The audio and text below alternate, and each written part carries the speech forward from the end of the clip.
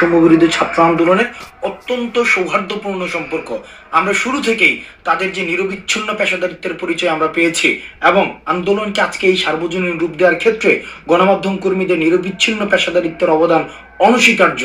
কিন্তু আমরা দেখতে পাচ্ছি আমাদের আন্দোলনকারীদের সাথে গণমাধ্যমের যে সৌহার্দ্যপূর্ণ সম্পর্কটি রয়েছে সেটিকে প্রশ্নবিদ্ধ করার জন্য একটি মহল উঠে পড়ে লেগেছে। তারা গণমাধ্যম কর্মীদের যে পেশাদারি পরিচয় বা গণমাধ্যম কর্মীদের যে সম্প্রচার সেটিকে বাধাগ্রস্ত করছে, ক্ষেত্র বিশেষে বিভিন্ন গণমাধ্যম কর্মীদের আক্রমণ করছে।